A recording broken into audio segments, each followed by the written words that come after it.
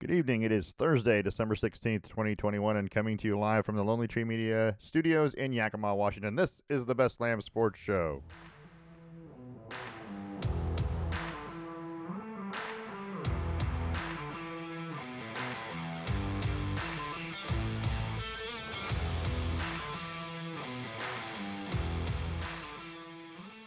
I'm your host, David Lamm. I don't have a sidekick today, so instead of Parker, who's usually here and is gonna and would be talking in this particular situation, we're gonna play some funky music as a background. A lot of sports to talk about. We had a lot of things go on, and we haven't been on in like a little over a week, so we need to talk about a number of things in the NFL, the NBA, the NHL. We've got our Stave and Stone trivia question as always. We'll talk a little bit about the Oregon Ducks and their new hire. Formula One season came to an end, and yeah, much more. So, without further ado, let's let's move forward, shall we? So the first part of the show is always brought to you by the Range in Yakima. The Range is Central Washington's premier indoor shooting destination at 34,000 square feet. The Range is an all-inclusive facility offering firearm training, retail sales and supplies, full gunsmithing and repairs, custom builds, and Cerakote services, all under one roof at the Range. Tuesday through Saturday from 10 to 7, Sunday 11 to 5. Go see our friends at the Range, 1701 Garrettson Lane in Yakima. Phone number is 509 571 1449. The Range, educate, equip, and empower. So we're going to start with some sad news in the NFL. Demaryius Thomas, former Broncos wide receiver, passed away from complications related to seizures he had been having for over a year. Thomas played 10 seasons for the Broncos, Texans, and Jets, and ended his career in 2019 after 724 catches, 9,763 yards, and 63 touchdowns. Thomas was honored at Sunday's Broncos game. He would have been 34 on Christmas Day. So another thing that we need to talk about, and I'm not sure, I didn't create a thing for this, but we're going to talk about this, is that the Jaguars fired Urban Meyer, which is probably about time after a number of things. You know, you had the girl at the bar thing, and now you've got, one of the kickers, Lambeau, said that Urban Meyer kicked him in the leg.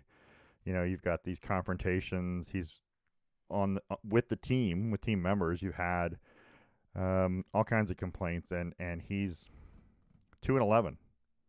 And to be honest, this last week for the Jaguars was terrible. They rushed for a franchise low 8 yards in their loss to the Titans. That experiment apparently didn't work. I mean, that just happens sometimes. You know, a lot of NFL coaches. I think that a lot of college coaches in general, when they come into the NFL, they just don't work out. It is just not a thing. So, you know, good luck to Urban Meyer. He's going to go back to college. You watch. Somebody will snap him up in a heartbeat. One of these programs is going to get lucky to have him. I personally don't like him or his style or the fact that, you know, the players under him are not disciplined. You know, they win, flat out wins. He goes and grabs people, and he's not afraid to, you know, bend rules and get the people that nobody else wants, you know, that may be of morally questionable character, and go out and find a way to win. But I don't condone it. I don't like it. Anyway, so he's out after 13 games as an NFL head coach, 2-11. So more to talk about. What else do you want to talk about? Let's talk about, why is nothing working now? We were going to talk about Justin Herbert. Well, we'll talk about the Chargers first. Hey, why not? Chargers moved to 8-5 with a 37-21 win on Sunday over the Giants. Justin Herbert had a big day, going 23 of 31 for 275 yards and 3 touchdowns, including a late second quarter 59-yard bomb to Jalen Guyton.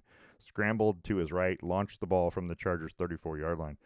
Ball went an amazing, looked like 60-something yards in the air. Was caught at the 1 or 2 yard line. Right on the money. Just right on the money. Chargers led this one 37-7 before 2 late Giants touchdowns in garbage time. Herbert now has 30 TDs with 4 games left to play. He threw 31 last year as a rookie when he won Rookie of the Year. Right now, Chargers and Chiefs are playing in LA, and Chargers have the football. Chiefs scored on their opening possession at 7-0 Kansas City with about 7.5 minutes left in the first quarter. And anyway, if you want to watch, that's on Fox. And I believe it's on the NFL Network as well. It's on both channels, Thursday Night Football. It's the last Thursday Night Football game on Fox ever, apparently, which I didn't know until today because, they didn't send me the memo. I'm not on their mailing list, I guess. I don't know, something. So let's talk about the Seattle Seahawks because we can. Seahawks won easily on Sunday, 33-13 over the Houston Texans. Rashad Penny, 16 carries, 137 yards, and 2 touchdowns. Russell Wilson was 17 of 28 for 260, 2 touchdowns also, including a 55-yarder to Tyler Lockett that gave Seattle a 16-10 lead just before halftime. Seahawks looked better, but it was Houston, so let's be honest. But Russell Wilson has looked better in his last 2 games, coming back from that finger injury. So if you're a Seahawks fan, there's still hope. Still hope. They play the Rams this week in what should be a giant game for Seattle. And it's going to be a big game for the Rams, too, to try and maintain where they are, their playoff spot. So it's going to be a big deal. So let's also talk about, while we're here, the rest of the NFL from Week 14. Vikings 36, Steelers 28. The Vikings almost blew a 29-0 lead in this game. They tried to lose it, but they managed to find a way to win. Dalvin Cook ran for 205 yards for the Vikings. The Browns beat the Ravens 24-22. Lamar Jackson hurt his ankle. The Browns almost blew a 24-3 lead as former University of Utah quarterback Tyler Huntley led the Ravens almost comeback. We talked about the Titans 20-0 over the Jaguars. But don't tell anybody that, well, you can now because if you had told them before Urban Meyer got fired, you might have gotten fired. So now it's okay to talk about Urban Meyer. You couldn't before, but now you can. But it's 20-0 Titans, and the Jaguars are terrible still. A brand new coach. I don't know how much it'll help, but we're going to find out. So anyway, what else do we got? So Chiefs 48, Raiders 9. Kansas City is looking better and better as we go. I think it was just something at the beginning of the season that was just off, and you couldn't quite put your finger on it. Defense was terrible. I guess that's part of it, but Kansas City has allowed fewer than 10 points in 3 straight games for the first time since 1997 as they pound the Raiders 48-9. So what else? Cowboys 27-20 win over the Washington football team. The Cowboys have won 7 of 9 on the road against Washington. That's pretty good. I mean, anytime you're winning against a division rival on the road on a regular basis, you're doing all right. So, and update quickly, Justin Herbert just had a pass tipped at the line of scrimmage that was intercepted. So now with 5:18 to go, the Chiefs have the ball back and a 7-0 lead. Let's see. How about Falcons 29-21 over the Panthers? Broncos won over Detroit 38-10. The Broncos are 4-1 against the NFC this year. So if they could just play NFC games, NFC teams, that would be great. They're 3-5 against the AFC. But to be fair, the AFC West is probably the best division in football. Let's see what else we got. So Tampa Bay blew a 24-3 lead before winning in overtime, 33-27 against the Bills. What is wrong with the Bills? And Bills quarterback Josh Allen was in a boot after the game, walking boot after the game. Don't know exactly his status for this weekend, but I'm sure he'll play. I think it was precautionary. The Packers beat the Bears 45-30. Aaron Rodgers still owns the Bears, 29 of 37 for 341 yards and 4 touchdowns. And then on Monday night, kind of a shocker, the Rams over the Cardinals 30-23. The Rams are still dangerous. They had been down a little bit, but I'm just telling you, they got weapons. And when they play good defense, they're tough to beat. What else we got? So the schedule for Week 15 in the NFL is as follows, if you can see it. So right now, like we said, Chiefs, Chargers. Las Vegas is playing at Cleveland in a desperate game for probably both teams. Cleveland might be in better shape than Las Vegas. Las Vegas has been on the downside. And a couple other games that are worth noting if you want to watch. Washington, Philadelphia. Philadelphia still has a chance to make the playoffs. Pittsburgh, Tennessee at Pittsburgh. Pittsburgh needs to win desperately.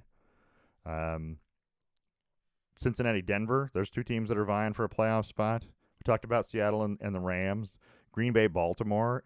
If Lamar Jackson is out, how good is Baltimore? Well, I think it doesn't really matter. Aaron Rodgers and his COVID toe is probably still going to beat him. New Orleans had won for the first time since week 8 this week when they beat the Jets. So they're playing at Tampa Bay, and the division leader, maybe the best team in the NFC. I don't know if Tampa's that good. I might still say Arizona's probably the better team, but we'll find out. And then Minnesota, Chicago. Minnesota is one of those teams where they've lost a lot of close games, and now really needs a win on the road at Chicago to keep their playoff hopes going.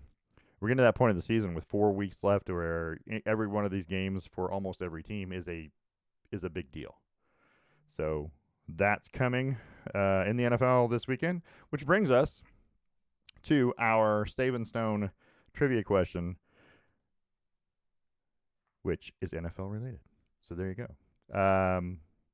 Trivia question is this. On Sunday night football last weekend, Green Bay and Chicago combined to score 45 points in the second quarter, which is the most ever in a Packers-Bears game, which got me thinking, what's the record for points combined in one quarter by two teams, right?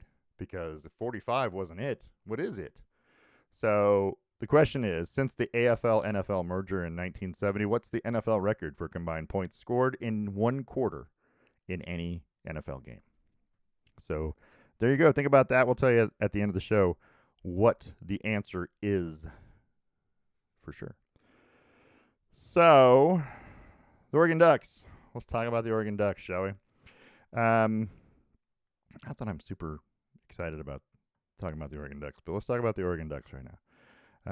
They announced on Saturday that Dan Lanning has been hired to be their next head coach. Who is Dan Lanning, you ask? Lanning was the Georgia defensive coordinator for the past 2 seasons and has been an assistant coach or coordinator at Pittsburgh, Arizona State, Sam Houston State, Alabama, and Memphis.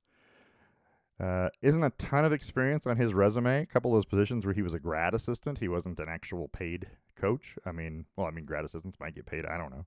But it's interesting. I don't know. He played at William Jewell College, if that helps anybody, which is in Missouri from 2004 to 2007. I don't know.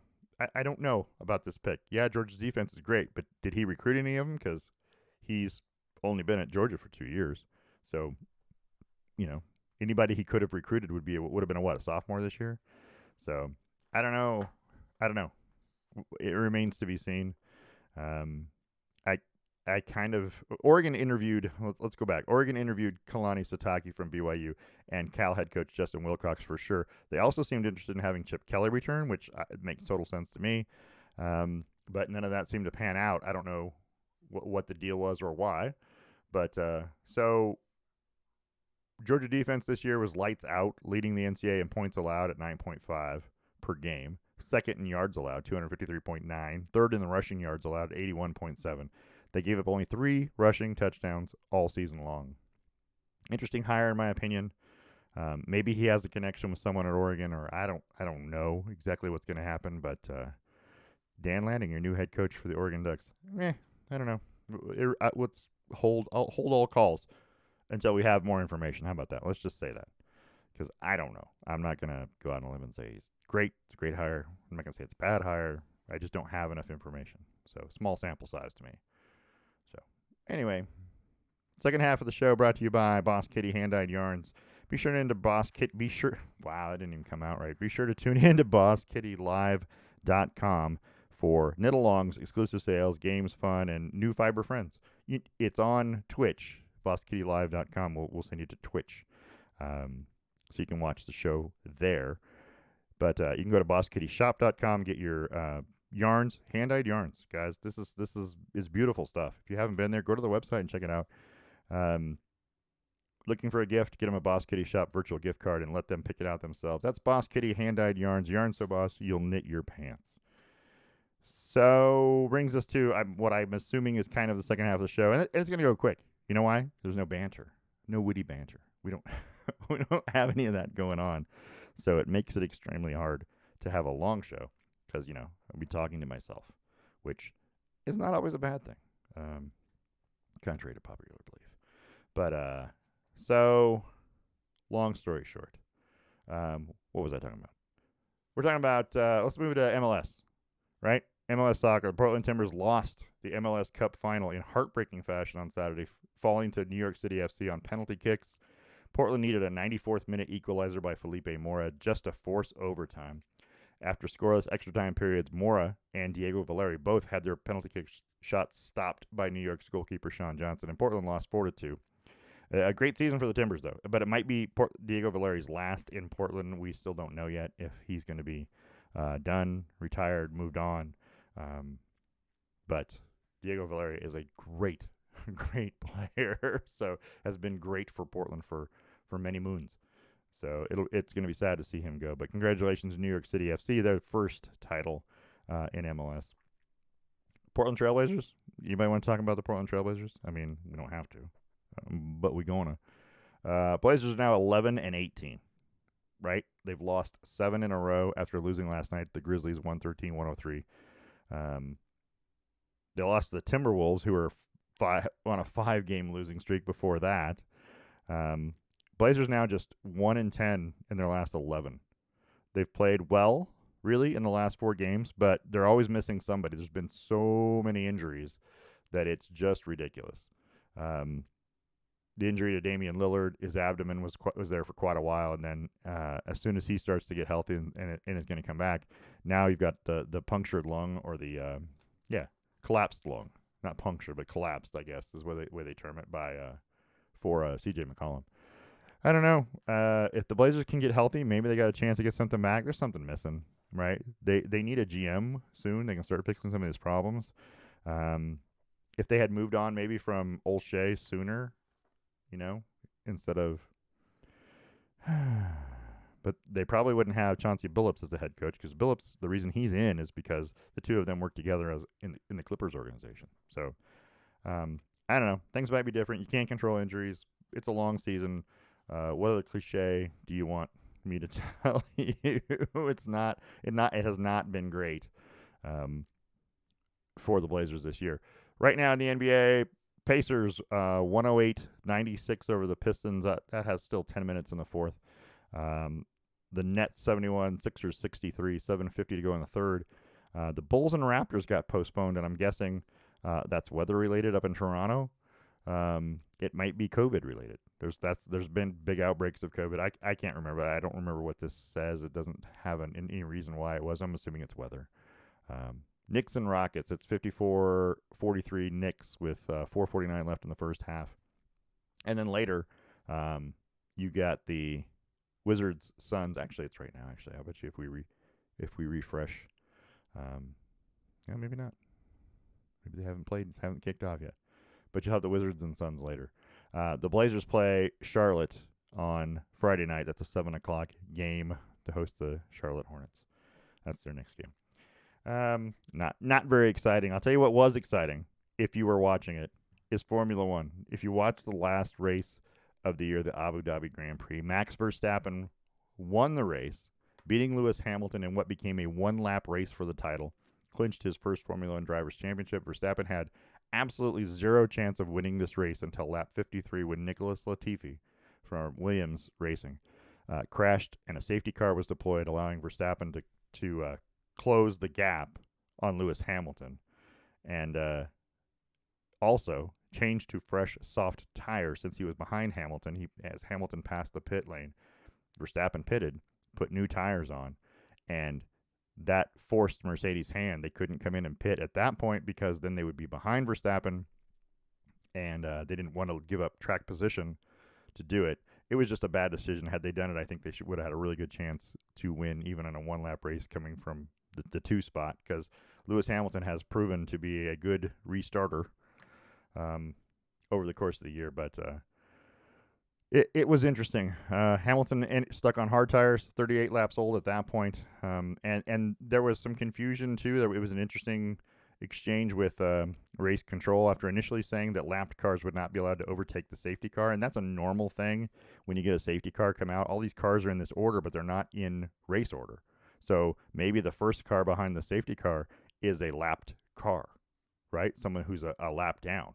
Well, in this particular instance, um, there was originally a statement saying they were not going to be allowed to overtake, not be allowed to go around the safety car. Normally, that's what happens: is they'll go around the safety car and then they'll reline up in correct order. Um, and they said no, but then they changed their decision. On lap 57, basically of 58, the 5 cars between Verstappen and Hamilton were allowed to pass the safety car, get out of the way, officially. Let's call it that. And that allowed Verstappen to overtake Hamilton on much faster tires, secure his F1 Drivers' Championship. It almost feels like a big setup, like it was a giant collusion there to thrust this confrontation between Hamilton and Verstappen in everybody's face, to make sure they were tied going in and to make sure it was exciting coming out. I think there's changes going to have to be made to F1 over the off season. I guess we'll find out. We'll know more as we go, but maybe the DRS setup, the way the DRS is done, the way the detection zones are. I don't know. The comms, I don't like the comms between the race directors and the teams directly, because they're always calling and complaining. It's just a big old gripe fest, or lobbying for a call to go a certain way. It might change, it could change rules. The gray area about going wide and forcing someone else off the track. It happens all the time from every team, but they don't fix it, and it still happens. And then they penalize some people. They don't penalize some people. I don't know. It seems like a gigantic gray area. But we'll know more. But anyway, congratulations to Max Verstappen, Team Red Bull, for winning. Mercedes still won the Constructors' Championship, which was top point-getting team, because Valtteri Bottas has been fantastic this year too, in support. So let's talk about, what are we going to talk about? NHL, the Seattle Kraken. They're now 10, 16, and 3 on the season. They got 23 points. That puts them dead last in the Pacific Division of the Western Conference. Seattle has won one of its last 4 games. They lost 6-1 to the Penguins, 3-0 to the Winnipeg Jets, 5-4 to the Blue Jackets. They beat the San Jose Sharks 3-1, and they fell last night to Anaheim 4-1. Scoring goals really hasn't been their issue. They're not terrible in terms of kind of low middle of the pack of the NHL, but the defense is giving up 3.59 goals per game, and that's only Arizona and Ottawa have given up more goals per game this year. That's the problem. The defense is bad. Kraken play the Edmonton Oilers Saturday night in Seattle at 7 p.m. You can catch it on ESPN+. So that's all I really have, is just to give you a quick update and get along and get into some stuff. Let's give you some more other notes, sports notes that are important. Oregon State, the Beavers play on Saturday in the Jimmy Kimmel LA Bowl against Utah State. That is 7:30 p.m. on ABC. The Ducks men's basketball team is 6-5 now, and started 0-2 in the Pac-12 after falling to Arizona State 69-67 in overtime, and to Stanford 72-69 on a buzzer beater. The Ducks did beat Portland last night 96-71. The Oregon women are 6-3, start conference play on New Year's Eve against Utah. And if you didn't watch it on last Saturday night, Juliana Pena defeated Amanda Nunes in the UFC 269 Women's Bantamweight Championship.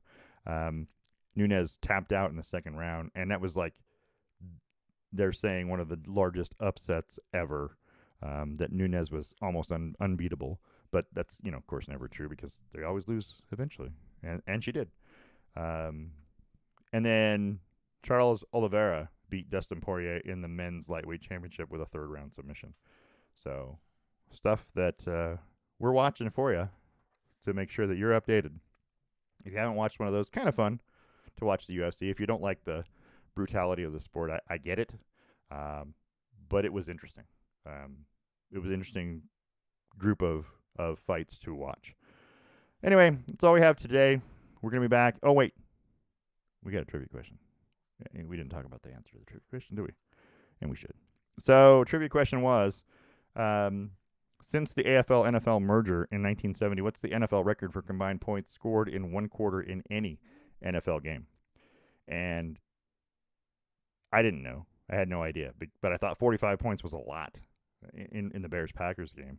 But apparently the answer is 48. Detroit and Chicago. There's Chicago again. Look at them. In the fourth quarter of their game on September 30th, 2007, there were 48 points. The teams combined for like 21 points prior to the fourth quarter, and then all heck broke loose. So that's the answer to the Stave and Stone trivia question. Go to staveandstone.com for there it is. Look at that. I knew I'd find it. It's just a matter of finding the thing, right? I want to play some more of that funky music while we're doing this. So the Breast Lamm Sports Show trivia question is brought to you by Stave and Stone Wine Estates in Hood River. Go to staveandstone.com for more information, but they have two locations, the winery at the Vineyard, which is 3827 Fletcher Drive, and the downtown tasting room, which is 210 Oak Street.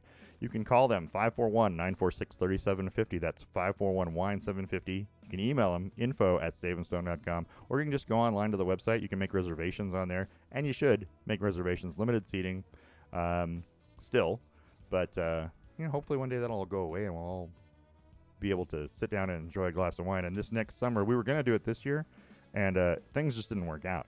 But this coming summer, we're hoping to do a live show from the range here in Yakima from Stave and Stone Wine Estates in Hood River, and then one with the host and tech team from Boss Kitty Yarns down in Salem.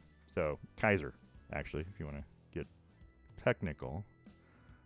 But anyway, that's all we have for today. We're going to be back next week, airing Wednesday, December 22nd, with more college football, NBA basketball, college basketball, NFL, NHL, right? So much more. We're live streaming on YouTube every weekend. I don't want to say that, live streaming. I keep saying that, but it's not true. We're streaming on YouTube every week. And I still says weekend, and we used to try to do it on Sundays, but we switched to the middle of the week, which was much better for us. And I don't know. I don't know what I'm doing. Don't listen to me. But we're streaming. You can catch it on YouTube. If you just go to the search bar on YouTube and type in the Best Lamm Sports Show, you'll find it. All the shows are on there. You can go to the website, and there's a link to the show on YouTube. Also posted on there. The past trivia questions, things like that are on there. It's a good spot. You can leave us a message. Please send us an email. Tell us what you want to hear, what you want to see. Are we not covering something that you really need to hear about? Is there, something from Obscure Sports Quarterly that we should be covering? I mean, I don't know. So, quick update on the NFL game in progress, the Thursday night game. And Chiefs have a 10-0 lead over the Chargers. Chargers are driving. Justin Herbert just hit Keenan Allen. They're down at the 4-yard line, first and goal here. And I think we're in the second quarter with about 10 and change to play. So, Chargers on the drive. All right, we want to thank ESPN, the NFL, NBA, MLS, NHL, NCAA, ABC, NBC, CBS, Fox, Formula One. I want to thank our sponsors, The Range in Yakima, Boss Kitty Yarns, Stave and Stone Wine Estates in Hood River. This has been a Brain Rock production, the division of Lonely Tree Media, LLC. Thanks for listening, and we'll see you next week.